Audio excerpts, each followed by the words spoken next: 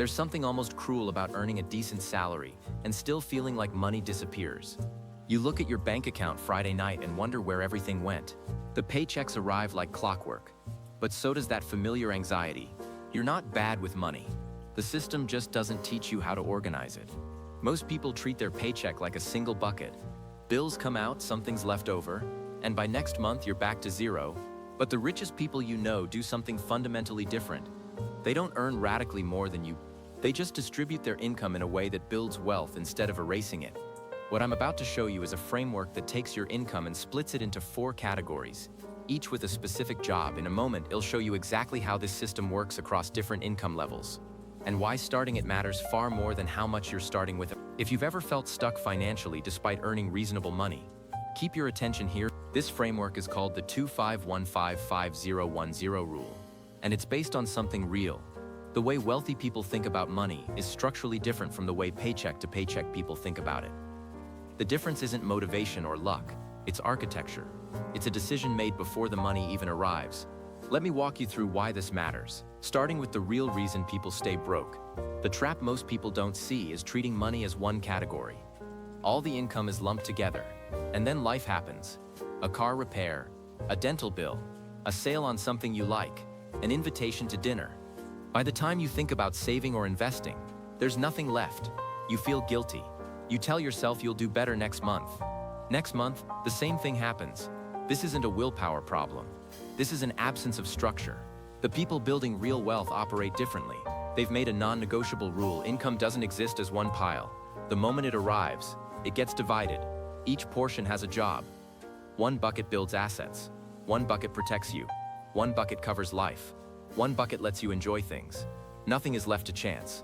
Here's where it gets real. Most of the wealth building in modern life doesn't happen through salary. Look at who actually owns wealth. Entrepreneurs own businesses. Investors own stock portfolios and real estate.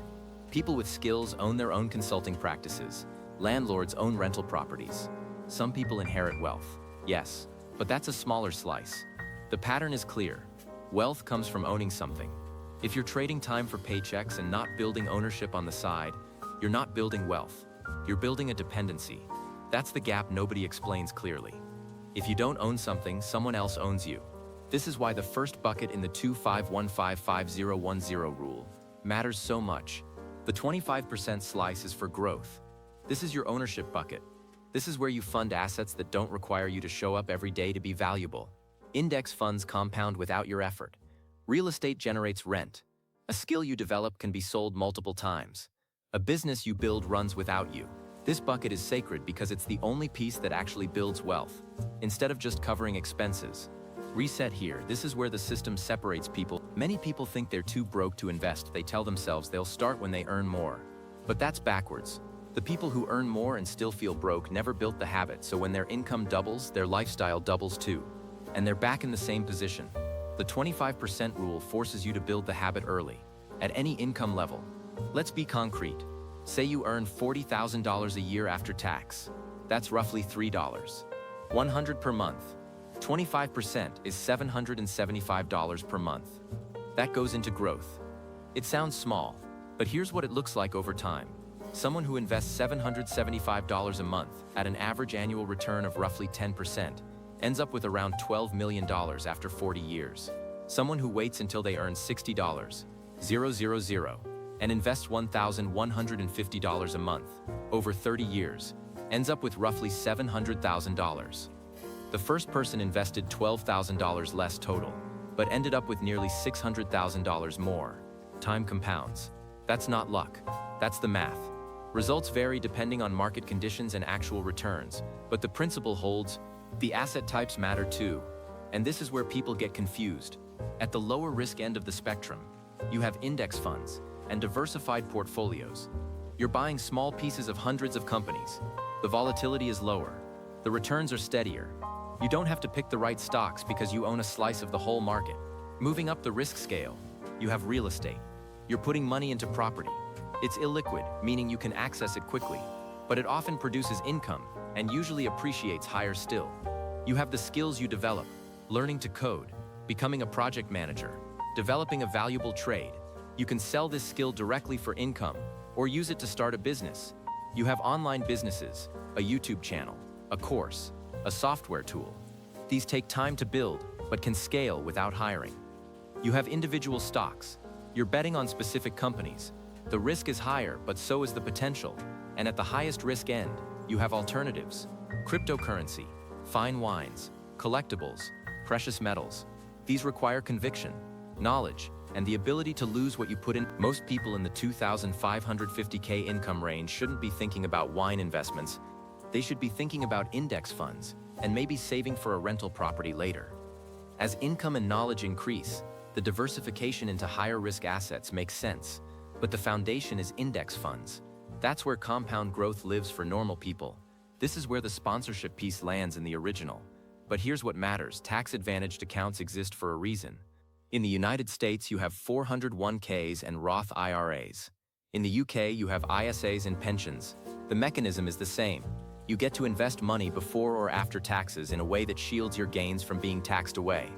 A Roth IRA lets you contribute after-tax money, but everything it grows is yours, tax-free forever. You can put up to roughly $7,000 per year in right now. Over 40 years, at 10% annual returns, that's roughly $14 million in tax-free wealth. A 401k lets you contribute before taxes, reducing your current taxable income while saving for later. The combined effect is powerful. You're lowering your current tax bill while building assets that compound without the drag of annual capital gains taxes. Now here's the part people miss. The vehicle matters less than starting. Most people wait for the perfect account. They research for months. They never invest. Someone using a basic index fund in a regular brokerage account for 40 years beats someone who waits for the perfect account and starts 3 years late. The compounding difference is millions. Start messy beats wait for perfect results. Vary based on when you start and what returns actually occur. But the direction is always the same. Let's move to the second bucket, the 15% stability fund. This is your emergency reserve. Most people don't have one. When a car breaks down or a medical bill arrives, they go into debt. Debt is expensive, not just in interest but in stress. It also limits future decisions. You can leave a bad job, you can take a business risk. You're trapped. The stability bucket changes this. You build a fund that covers roughly 5 months of baseline expenses. If you spend $2,000 per month on essentials, you save $10,000. That sits separate from investment money. It's liquid, it's accessible, it's boring, and it's the most important part of the entire system because without it, any emergency derails your wealth building entirely. Most of your stability fund should live in a high-yield savings account. You don't want to invest it because you need access. You also don't want it in a standard savings account paying 0.01%. Right now, high-yield accounts pay 45%. That's real money. $10,000 at 5% earns $500 per year doing nothing. The mechanics are simple. Open an account at an online bank, link it to your main checking, and set up automatic transfers. The money sits there, available but separated enough that you're not tempted to spend it on a sale or an impulse. Most people miss the psychological part of having this fund. Stress decreases. You sleep differently. The money, anxiety that hums in the background quiets. You can think more clearly about actual choices instead of living in reaction mode. A lot of financial advice ignores this. They focus on the numbers, but the real power is the mental shift. You've moved from disaster will crush me to I'm prepared. Now we hit the third bucket, and this is where most people struggle, the 50% essential. This is housing, food, transportation, utilities, insurance, basic childcare. Essentials are the things you have to spend on to function. If you earn $3,100 per month, $1,550 goes here. This is the bucket people want to shrink but can't seem to. Why? Because they haven't examined what's actually essential versus what just feels normal. For most people, housing is $2,030% of income. That's realistic. But some people pay $4,050% because they're house poor. Transportation often becomes a trap. A $400 car payment is only the beginning. Add insurance, gas, maintenance, and parking. Many people are spending $800 plus per month on cars. That's more than 25% of a $3,100 income. If you cut that in half, you just freed up $400 per month to invest. Over 40 years at 10%, that's $540,000. This is the part nobody notices because the cost is spread across time. You're spending money every day in small amounts. A coffee here, a delivery there, a streaming service, a parking fee, a subscription you forgot. None of it feels expensive. But monthly, it's significant. Yearly, it's thousands. Across decades, it's wealth. You never built the system works because it forces you to cap lifestyle. If you have $1,550 for essentials, you have $1,550. You can exceed it without cutting from growth, stability, or rewards. Most people never face that constraint, so they never make deliberate choices. The 50% rule doesn't mean you can live well. It means you live intentionally. You pick housing you can actually afford rather than stretching to the house you deserve. You choose transportation that gets you where you need to go, not transportation that impresses people at stoplights. You cook more and delivery less. You go to restaurants on purpose, not out of convenience. The shift is from unconscious lifestyle to conscious design. Here's the reset. Most people think budgeting is about deprivation. It's not. It's about removing friction from good decisions and adding friction to bad ones. If you cap essentials at 50%, suddenly small daily choices become relevant. Do I want to spend $6 on a coffee or $6 toward $540,000 in wealth? When you see it that way, the choice changes. The fourth bucket is the 10% rewards. And this is the part that saves people from burnout. This is where guilt-free spending lives. You get to take a vacation. You buy the thing you want. You go to the concert. You give money to people you care about. You experience joy without shame. Most intense savers burn out because they treat every dollar as a soldier in the war against lifestyle. That's not sustainable. Humans need joy. We need experiences. We need to feel like we can spend money sometimes without it destroying everything. The 10% bucket prevents this burnout, while keeping it bounded. If you earn $3,100 per month, $310 is for rewards. You can plan a trip for $310. You can spend it on hobbies. You can buy things. You can give it away. What you can do is exceed it without cutting from other buckets. This forces you to be intentional about joy instead of chaotic about it. It also prevents the binge, spend, feel guilty cycle that many people enter. Research suggests over 90% of people who engage in intense saving periods report overspending afterward. They save for months, feel deprived, then spend recklessly on vacation or out of emotional exhaustion. The rewards bucket prevents this by making joy a regular part of the system rather than a thing you feel guilty about. Results vary based on individual discipline, but the mechanism is sound.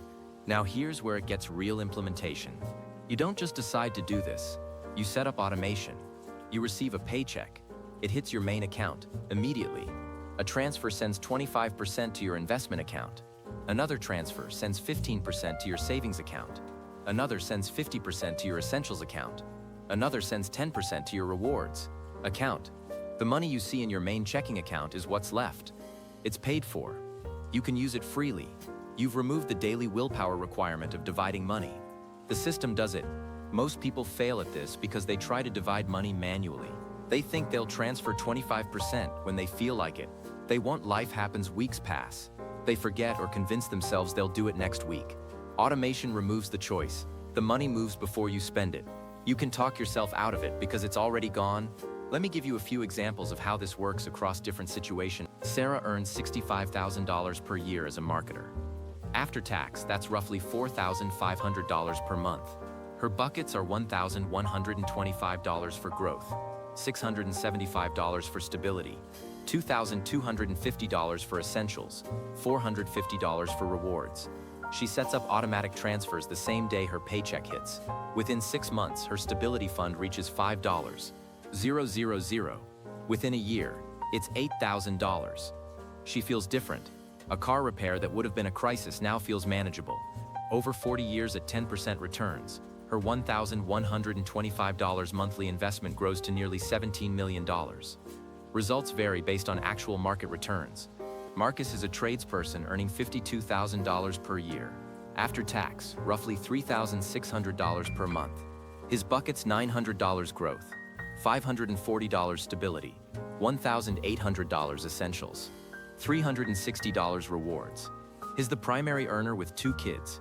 His essentials are tight because childcare is $800 per month, but he forces the system anyway. His stability fund becomes crucial. His growth bucket, even at $900 per month, compounds to over $12 million in 40 years. He's not getting rich quick, but he's building wealth in a way that feels possible. Results vary. Tina just turned 24 and earns $38,000 as a junior professional after tax, roughly $2,600 per month. Her bucket's $650 growth, $390 stability, $1,300 essentials, $260 rewards. The growth bucket feels small to her, but she starts anyway. At 64, having invested $650 per month, she has nearly $900, 000. If she waits until 30 to start, she drops to around $400,000. That 10-year delay costs her over $400,000. The earlier you start, even with less money, the more you win. Results vary. This is the part that changes everything. The system doesn't require high income to work. It requires consistency and time. The same person with the same income starting at 25 versus 35 experiences a difference in final wealth of hundreds of thousands of dollars. Salary matters less than starting early. This is hard to accept because we're conditioned to believe we need more money. But the math is clear. Here's a tension most people face. What if your income is below $30,000? The percentages still work, but they become tighter.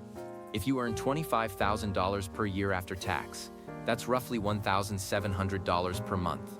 Your buckets are $425 growth, $255 stability, $850 essentials, $170 rewards. The growth bucket feels very small, but you're still building wealth. It's still compounding, and crucially, you're not going backward. Many people in this income bracket spend everything they make. They have no growth bucket, no stability fund. They live in pure react mode. Starting at $425 per month forward is better than $0. The reframe is critical here. You're not choosing between invest or not, you're choosing between slow wealth building or no wealth building. Even slow compounding beats staying flat. Let me push on the most common objection. But what if I have debt? This is real. Many people have student loans, credit cards, medical bills. The traditional advice says pay off debt before investing. But the 25155010 system handles this differently. Your 25% growth bucket is still sacred, but a portion of it goes to debt paydown, while the rest goes to long-term investments. You're not choosing between the two. You're doing both. The psychology matters. You're still moving forward on long-term wealth while addressing immediate obligations. Results vary based on debt amount and interest rates, but this approach prevents the trap of paying off debt and then having nothing for investment afterward. Think about the person who took 5 years to pay off credit cards, then had nothing left to invest. Now imagine someone who paid down credit cards on a timeline while still putting something into long-term assets. When the debt is gone, they have a foundation. They don't start from zero, they start from something. Now let's address the fear that lives under all this. What if something unexpected happens? A job loss, a health crisis, a family emergency. The stability fund handles the first few months, but extended emergencies are harder. Here's the practical reality. The system doesn't eliminate risk. It reduces your fragility. You're not building invincibility. You're building resilience. The difference is crucial. With a stability fund and a growth trajectory, you can absorb shocks that would crush someone with no emergency fund and no growth habits. You can take time to find a new job. You can invest in your own recovery. You're not in desperation mode. Most people skip the stability fund because they want to invest everything. That's understandable but dangerous. You're optimizing for wealth building while ignoring fragility. A single crisis wipes out years of gains if you have no buffer. The 15% bucket isn't fun. It's boring, but it's the load-bearing wall of the entire system. Here's one more layer that most people miss: lifestyle inflation. You start earning $3,000 per month. You commit to the 25155010 system. A year later, you earn $4,000 per month. What happens? If you increase your lifestyle to match, the percentages work the same, but you're not getting ahead.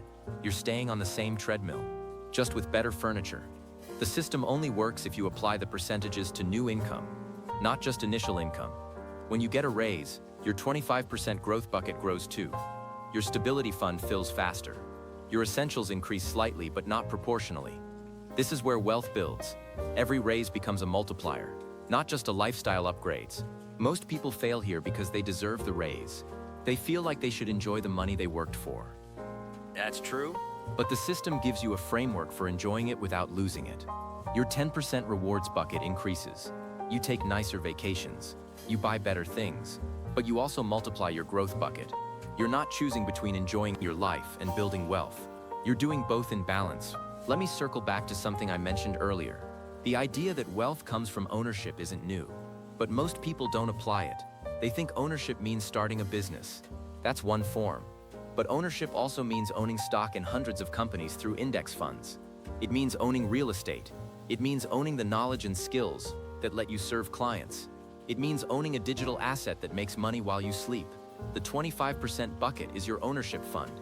It's where you build the thing that makes money without your constant input. The difference between a job and assets is structural. With a job, you trade hours for dollars. If you stop trading, the dollars stop. With assets, you have something that works for you. It produces income. It appreciates. You can sell it. You can pass it on. This isn't a get-rich-quick mechanic. It's a slow wealth-building mechanism. Most people know this. Intellectually, they don't apply it because they feel broke right now. They think they can afford to invest, but the system flips that. You can afford not to. 3 things to walk away with here. Wealth is built through ownership, not salary. Most people who feel financial anxiety aren't failing. They're just not allocating income in a way that builds ownership. The system makes you do it automatically. Compound growth rewards early starters dramatically. A person starting at 25 with less money beats a person starting at 35 with more money. Time is the most powerful asset you have. Lifestyle inflation is the silent wealth killer. Most people's wealth problem is in income. It's the fact that income always gets consumed. Capping essentials at 50% forces intentional spending and frees up money for actual wealth building. If you take nothing else from this, understand that the system works at any income level because it's based on allocation, not amount. Someone earning $30,000 using this system builds wealth. Someone earning $150,000 who doesn't allocate intentionally stays broke. Start where you are. Automate the transfers. Let time do the work.